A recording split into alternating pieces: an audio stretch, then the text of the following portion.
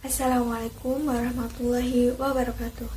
Perkenalkan, nama saya Valina Diva dari kelas 11 MIPA 6, nomor absen 8. Di sini, saya akan mempresentasikan tentang penyebaran berita proklamasi di dalam negeri. Penyebaran berita proklamasi di dalam negeri tersebut dilakukan setelah pembacaan teks proklamasi pada tanggal 17 Agustus 1945.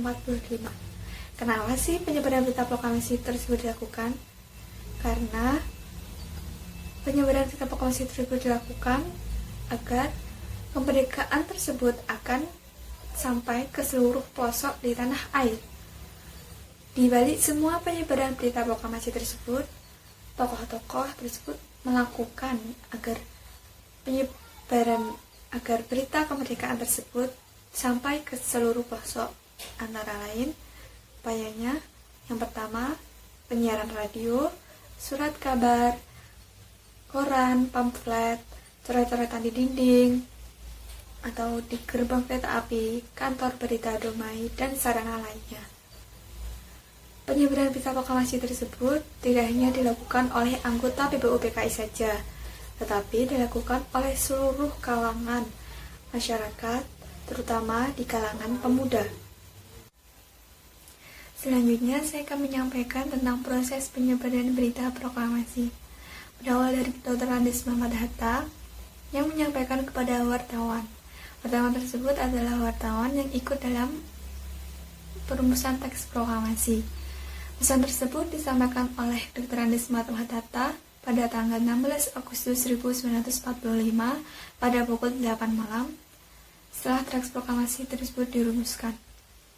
Pada tanggal 17 Agustus 1945, teks proklamasi tersebut berhasil diselundupkan dan sampai ke tangan Waidan B. Palenawan, seorang kepala bagian dari kantor berita damai. Waidan memerintahkan seorang markonis radio yang bernama Yevus untuk menyiarkan secara terus-menerus. Mendengar siaran berita radio, pimpinan tentara Jepang di Jawa memerintahkan untuk meralat berita tersebut dan menyatakan sebagai kekeliruan. Akibatnya pada tanggal 20 Agustus 1945, kantor berita damai disegel dan pegawai dilarang masuk ke kantor berita damai.